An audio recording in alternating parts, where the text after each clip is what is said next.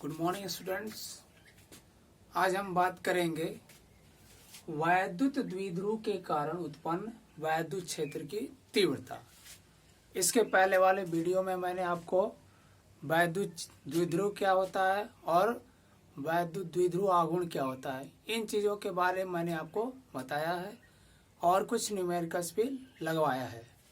इस वीडियो में मैं आपको वैद्युत द्विध्रुव के कारण उत्पन्न वैद्युत क्षेत्र की तीव्रता का मान ज्ञात करने के लिए बताएंगे।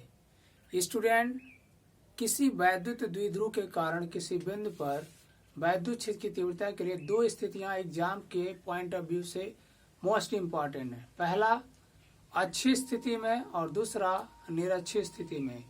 यानी वैद्युत द्विध्रुव के कारण अक्षीय और निरक्षीय स्थिति में स्थित किसी बिंदु पर वैद्युत क्षेत्र की तीव्रता का जो मान हम ज्ञात करते हैं, ये दोनों पॉइंट ही एग्जाम के लिए मोस्ट इम्पॉर्टेंट हैं, क्योंकि ये एग्जाम में अक्सर पूछे जाते हैं डेराइव करने के लिए फार्मूला।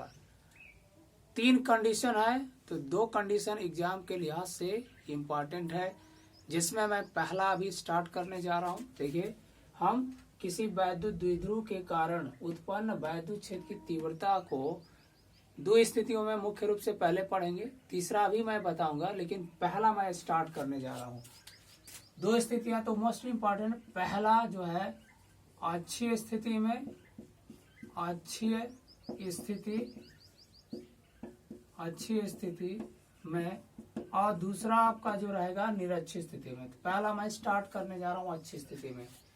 यानी इसको मैं कैसे बताऊंगा कि किसी वैद्युत द्विध्रुव के कारण अच्छी स्थिति में स्थित किसी बिंदु पर वैद्युत क्षेत्र की तीव्रता का व्यंजक प्राप्त कीजिए। यह क्वेश्चन ऐसे एग्जाम में आता है।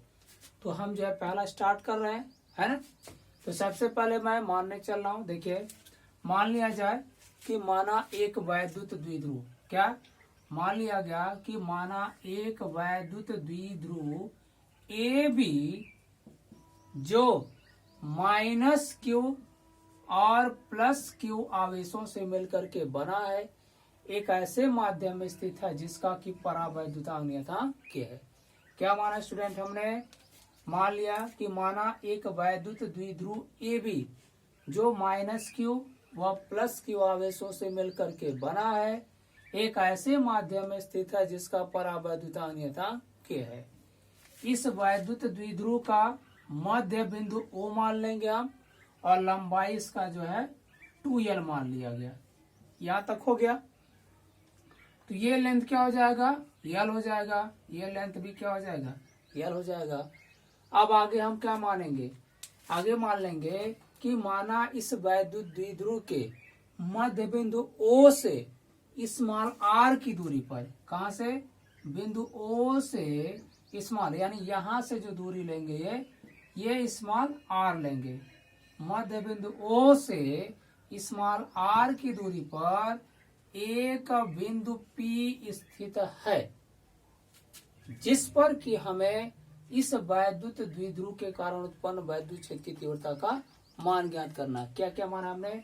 सबसे पहले मान लिया गया कि माना एक वैद्युत द्विध्रुव ए बी जो -q व +q आवेशों से मिलकर के बना है, एक ऐसे माध्यम में स्थित है जिसका परावैद्युतांक नियतांक k है। इस वैद्युत द्विध्रुव का मध्य बिंदु O तथा लंबाई 2l है। तो यह l हो गया, यह l हो गया। आगे क्या बोला हमने कि माना इस वैद्युत द्विध्रुव के मध्य बिंदु O से स्मॉल r की दूरी पर अक्षीय स्थिति में, मतलब इसी लाइन पर, अक्षीय मतलब स्टूडेंट जो इन दोनों आवेशों को मिलाने वाली रेखा है, उसी रेखा पर ही स्थित कोई बिंदु अगर लेते हैं हम, तो हम बोलेंगे कि वह अच्छी स्थिति में बिंदु है। तो मान लिया गया है कि माना इस वैद्युत द्विध्रुव के मध्य बिंदु O से स्मॉल r दूरी पर अच्छी स्थिति में एक बिंदु P स्थित है, जिस पर कि हमें इस वैद्युत द्विध्रुव के कारण उत्पन्न वैद्युत क्षेत्र की तीव्रता का मान ज्ञात करना है। देखिए स्टूडेंट, अगर इस आवेश, देखो O से P की दूरी स्मॉल r है, अगर हम बिंदु B से P की दूरी रखें तो देखो l घटाना पड़ेगा ना इस r में से, इतना दूरी, देखो यह दूरी r है और यहाँ से l घटा देंगे तो यह दूरी क्या बचेगा? यह दूरी बच जाएगा आपका r - l हो जाएगा। और देखिए यहाँ तक अगर आर आप कंसीडर किए हो तो यहाँ से अगर ए से दूरी लेना होगा तो देखो यह लेंथ यल है ना, यल लेंथ आर में जोड़ना पड़ेगा ना, यानी ए से अगर दूरी को दिखाएंगे तो ये आर प्लस यल हो जाएगा। ये डिस्टेंस हो गया, ये हमारा फिगर बन गया। अब आगे देखिए क्या बोलेंगे हम कि माना प्लस क्यू व माइनस क्यू आवेशों के कारण बिंदु P पर उत्पन्न वैद्युत क्षेत्र की तीव्रता E1 व E2 है, तो प्लस क्यू के कारण बिंदु P पर उत्पन्न वैद्युत क्षेत्र की तीव्रता जो है E1 है, तो ये धन आवेश है, तो धन आवेश से वैद्युत क्षेत्र की दिशा जो होती है दूर की तरफ होती है। तो प्लस क्यू वाले के कारण इस पे जो P पर उत्पन्न वैद्युत क्षेत्र की तीव्रता होगी प्लस क्यू वाले से दूर की तरफ। इधर हमने E1 दिखा दिया। अब क्या माइनस क्यू वाले आवेश के कारण बिंदु P पर उत्पन्न वैद्युत क्षेत्र की तीव्रता की अगर बात करेंगे तो वह E2 है और E2 की दिशा माइनस क्यू आवेश की ओर होगी। क्यों? क्योंकि आप जानते हैं धन आवेश के कारण उत्पन्न वैद्युत क्षेत्र की तीव्रता धन आवेश से दूर की ओर और ऋण आवेश के कारण उत्पन्न वैद्युत क्षेत्र की जो तीव्रता होगी वह ऋण आवेश की ओर होती है। इसलिए क्या होगा, ये E2 का दिशा माइनस क्यू की ओर और E1 का दिशा प्लस क्यू की ओर, प्लस क्यू से दूर की ओर। अब क्या हो गया, आप एक फार्मूला आप ये पढ़े हो कि किसी प्लस क्यू आवेश से स्मॉल r दूरी पर अगर कोई बिंदु P है तो इस पर जो वैद्युत क्षेत्र की तीव्रता का मान होगा पढ़े हो is equal to 1/4 pi epsilon not के Q upon R square. R क्या होता है, क्यू वाले से P की दूरी है ना r, ये हो गया r दूरी। अब देखिए धन आवेश के कारण यहाँ पे जो उत्पन्न हुआ वो E1 है, तो धन आवेश से इस P की दूरी क्या है r माइनस एल है ना, तो क्या होगा जहाँ r लिखा वहीं पे क्या होगा r माइनस एल का स्क्वायर करेंगे। तो E1 और E2 का मान हम लिखे E1 इज इक्वल टू क्या होगा 1/4 पाई एप्सिलॉन नॉट के Q upon r minus L का होल स्क्वायर हो जाएगा। ये हो गया। अभी दिशा क्या होगा B2P, ये हो जाएगा ना। देखिए B से P की तरफ, इधर है ना दिशा, तो B2P लिखें। अब क्या होगा, दूसरा E2 का मान अगर रखेंगे E2 is equal to 1/4 pi epsilon not के Q upon r plus L का होल स्क्वायर। ये क्या होगा, देखो E2 क्या होगा, इस वाले के कारण E2 उत्पन्न हुआ ना P पर, तो देखो यहाँ से देखो दूरी r, यहाँ r की जगह हमने क्या लिया r प्लस एल का होल स्क्वायर रखा है ना, रख दिया। और दिशा क्या होगा P से A की तरफ, P2A हो जाएगा, P2A हो गया। अब यहाँ से देखिए ये मिल गया। अब देखिए बिंदु P पर E1 व E2 की दिशा एक दूसरे के विपरीत है ना, एक ही लाइन पर दिशा विपरीत है, तो इन दोनों का जो अंतर होगा वही बिंदु P पर परिणामी वैद्युत क्षेत्र की तीव्रता का मान प्रदान करेगा। अतः बिंदु P पर परिणामी, बाकी जो लैंग्वेज है स्टूडेंट वो मैं नोट्स में आपको प्रोवाइड कर दूंगा कि लैंग्वेज कैसे लिखना है, वो सारा नोट्स में अवेलेबल है। नोट्स रख करके वीडियो को समझोगे तो वो भी आपको और बेटर समझ में आ जाएगा, क्योंकि नोट्स ऑलरेडी रहेगा आपके पास। वैसे भी मैं क्लियर करते चल रहा हूँ। देखिए बिंदु P पर, इसलिए क्या होगा बिंदु P पर परिणामी वैद्युत क्षेत्र की तीव्रता निकाल लिया जाए। तीव्रता क्या हो जाएगा, E is equal to E1 minus E2 हो जाएगा। E is equal to E1 minus E2। अब इसके बाद क्या करेंगे, हम मान रखेंगे E1 और E2 का मान इसमें रखा जाए। तो यहाँ मैं कैलकुलेट कर दे रहा हूँ, E1 और E2 का मान रखने के बाद क्या मिलेगा आपको, देखा जाए। यहाँ से E1 और E2 का मान रखिए तो E इज इक्वल टू क्या हो जाएगा, E1 का मान 1/4 पाई एप्सिलॉन नॉट के Q upon r minus L का होल स्क्वायर माइनस हो जाएगा। माइनस क्या लिखेंगे यहाँ पे 1/4 पाई एप्सिलॉन नॉट के क्या हो जाएगा q upon r plus L का होल स्क्वायर हो जाएगा। देखिए जो कॉमन लेने लायक है उसको कॉमन लिया जाए। कॉमन क्या हो जाएगा 1/4 पाई एप्सिलॉन नॉट के कॉमन 1/4 पाई एप्सिलॉन नॉट के और क्यू भी कॉमन हो रहा है ना, तो क्यू को भी कॉमन हम लेते हैं, क्यू भी कॉमन ले लिया गया, यहाँ से क्यू को कॉमन ले लिया गया। अब बचा क्या, यहाँ 1 बचेगा r माइनस एल का होल स्क्वायर माइनस यहाँ पे क्या बचेगा 1 अपान क्या होगा r प्लस एल का होल स्क्वायर, ये बच गया। अब इसके बाद देखिए क्या हो गया, यहाँ तक हमने लिख दिया। इसके बाद देखिए क्या हो जाएगा, यहाँ से अब एलसीएम लेंगे तो इसका इधर मल्टीप्लाई और इसका इधर मल्टीप्लाई कीजिए। फिगर मैं मिटा दे रहा हूँ, फिगर तो आप समझ चुके होंगे, अब फिगर का काम नहीं है यहाँ पे। अब जो है इसको सॉल्व किया जाए, फार्मूला हम निकालेंगे, देखा जाए क्या हो जाएगा। यहाँ से एलसीएम लेने पे Q upon 4 pi epsilon not के, एलसीएम लेंगे तो आर प्लस एल का इसमें गुणा होगा, आर प्लस एल का होल स्क्वायर का गुणा होगा, माइनस यहाँ से आर माइनस एल वाले के होल स्क्वायर का गुणा यहाँ हो गया, और नीचे इन दोनों का आपस में गुणा, आर माइनस एल का whole square into r plus L का होल स्क्वायर, ये आ गया। अब इसके बाद आगे सिंप्लीफाई करते हैं हम, क्या हो जाएगा q upon 4 pi epsilon not के, क्या हो जाएगा ए प्लस बी के होल स्क्वायर से इसको ब्रेक करिए, क्या होगा r square plus L square plus 2RL हो गया माइनस। अब इसको क्या करेंगे, यहाँ से इसको ब्रेक अगर किया जाए, इस वाले को यहाँ से ब्रेक किया जाए तो क्या मिलेगा आपको, यहाँ मैं लिख दे रहा हूँ ब्रैकेट लगा करके, ये माइनस से यहाँ क्या हो जाएगा, यहाँ से इसको तोड़िए, R square plus L square minus 2RL। अब आई नीचे देखिए, एक ब्रैकेट में माइनस बी, दूसरा में प्लस बी, इसके भी ऊपर स्क्वायर स्क्वायर है, इसके भी ऊपर रहने दीजिए वैसे, ये आर माइनस एल है, ये आर प्लस एल है, तो एक ब्रैकेट में माइनस बी, दूसरा में प्लस बी, आप पढ़े होगे a square minus b square के इक्वल होता है, किया जाए क्या हो जाएगा r square minus L square का होल स्क्वायर, ये हो गया स्टूडेंट, यहाँ तक हो गया।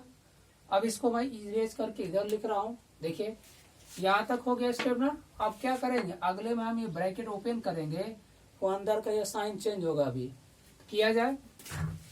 ब्रैकेट को मैं ओपन करता हूँ,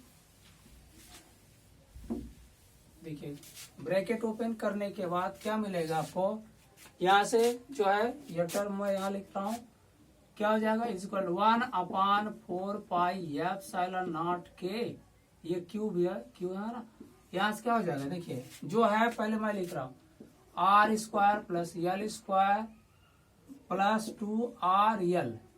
देखिए यहाँ से ब्रैकेट खोलेंगे तो ये अंदर का चिन्ह बदलेगा, प्लस आर स्क्वायर तो माइनस आर स्क्वायर होगा ना, देखिए माइनस आर स्क्वायर लिख दिया हमने, हो गया ना। यहाँ पे प्लस एल स्क्वायर है तो यहाँ लिख दे रहे हैं minus L square, minus 2RL है तो प्लस 2RL हो जाएगा, प्लस 2RL, और नीचे जैसे है वैसे लिखिए r square minus L square का होल स्क्वायर, ये हो गया।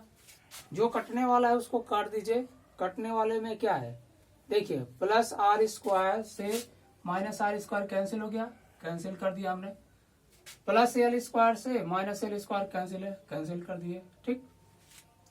यहाँ 2RL बचा, यहाँ पे भी 2RL 4RL हो जाएगा, तो लिखते हैं q upon 4 pi epsilon not के, क्या हो गया 4RL अपान नीचे हो जाएगा r square minus L square का होल स्क्वायर। अब इस टर्म को आप ऐसे भी लिख सकते हैं 1 अपान 4 पाई एप्सिलॉन नॉट के, क्या हो जाएगा यहाँ से इस 4RL और Q को ऐसे लिख सकते हैं 2 इंटू 2QL और यहाँ R, अब I R square minus L square का होल स्क्वायर, देखिए 4 है ना, 2 इंटू 2 लिखे हैं, ये क्यू यहाँ पे आ गया, यल साथ में लिख लें, आर बच गया तो आर यहाँ पे लिख लिया, अब बाकी नीचे वाला वैसे उतार लिया है। अब यहाँ से देखिए 1 अपान 4 पाई एप्सिलॉन नॉट के, और 2QL की जगह आप जानते हो P लिख सकते हो, P, ये R हो जाएगा r square minus L square का होल स्क्वायर, कैसे, चूंकि P बराबर आप पढ़े और 2QL, तो वहां से ही इसको हमने लिखा है, ये टर्म आ गया। अब देखिए यहाँ से हम एक टर्म मानेंगे r square minus L square का होल स्क्वायर। ये एल स्क्वायर अगर क्या कर दे, यदि आप बोल दें, यहाँ दिख रहा है, यदि यहाँ लिखे तो दिखेगा, नहीं दिखेगा। चलिए ऊपर लिख दे रहा है इरेज करके, यहाँ पे इरेज करके आप टर्म बाय टर्म समझते रहिएगा। इरेज करके मैं इधर लिख रहा हूँ क्योंकि पिछले स्टेप का जो है क्लियरेशन आगे हो जा रहा है। यहाँ से देखिए क्या हो जाएगा, आप यदि r is very very greater than L हो तो क्या हो जाएगा, यल स्क्वायर आर स्क्वायर की तुलना में नगण्य होगा, अतः इसे छोड़ने पर छोड़ दिया जाए, क्या मिल जाएगा आपको, E इज इक्वल टू मिल जाएगा 1/4 पाई एप्सिलॉन नॉट के 2pr। और नीचे देखिए एल स्क्वायर हटा दें तो आर स्क्वायर बचेगा ना, आर स्क्वायर का होल स्क्वायर। देखिए पावर पे पावर, यहाँ स्क्वायर अंदर है, ऊपर भी स्क्वायर है, तो पावर पे पावर रहता है तो पावर का मल्टीप्लाई होता है, तो 2 × 2 4 हो जाएगा ना। तो हम सीधे r के पावर 4 लिखते हैं, r के पावर 4 लिख दिया, ये हो गया 1/4 पाई एप्सिलॉन नॉट के। अब यहाँ 2pr और r के पावर 4 को r³ इंटू r लिख सकते हैं। एक r से r कैंसिल हो गया, मिल गया आपको 1/4 पाई एप्सिलॉन नॉट के 2p/r³। ये e का मान आ गया फाइनल, ये आपका फाइनल फार्मूला आ गया, इतना न्यूटन पर कूलम। ओके, तो ये आपका फाइनल फार्मूला आ गया। अब यहाँ से एक टर्म और आप जोड़ सकते हैं, यही आपका क्या आ गया, वैद्युत द्विध्रुव के कारण अच्छी स्थिति में किसी बिंदु पर वैद्युत क्षेत्र की तीव्रता का मान हमने निकाल लिया। अब इसके बाद देखिए स्टूडेंट, यहाँ से एक स्टेप और आगे बढ़ना रहता है कि यदि माध्यम वाय या निर्वात हो तो क्या मान लेंगे हम, यदि माध्यम वाय या निर्वात है। इसके बाद जो इस स्टेप के बाद मैं यहाँ फिर लिख दे रहा हूँ इरेज करके, इसके बाद यहाँ पे मैं लिख रहा हूँ, यहाँ देखिए क्या हो जाएगा, यदि माध्यम वायु या निर्वात हो तो, यदि माध्यम वायु या निर्वात हो तो k बराबर 1। इसलिए क्या होगा formula, is equal to 1/4 pi epsilon naught 2p/r³। ये हो जाएगा न्यूटन प्रति कूलम, न्यूटन पर कूलम। ये हो जाएगा आपका फार्मूला। हिंदी में भी लिख सकते हैं न्यूटन बटे कूलम, यानी न्यूटन पर कूलम। ये हो गया। तो देखिए कुछ किया नहीं गया है, यहाँ माध्यम का परावैद्युता नियतांक के शुरू में ही मान लिया जाता क्या आया है।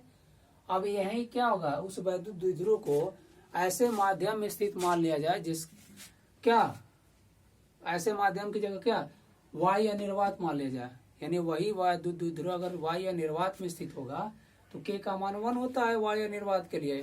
तो यही फार्मूला, जहाँ यहाँ k था 1 रखेंगे तो ये आपको फार्मूला मिल जाएगा। यही था स्टूडेंट, वैद्युत द्विध्रुव के कारण अच्छी स्थिति में स्थित किसी बिंदु पर वैद्युत क्षेत्र की तीव्रता का व्यंजक हमने प्राप्त किया है। ओके, तो आई होप ये आपका टॉपिक क्लियर हो गया, और नोट्स भी मैं प्रोवाइड करा दूंगा आपको इसका। ठीक है, तो आज के लिए इतना, बाकी नेक्स्ट वीडियो में हम देखेंगे। ओके।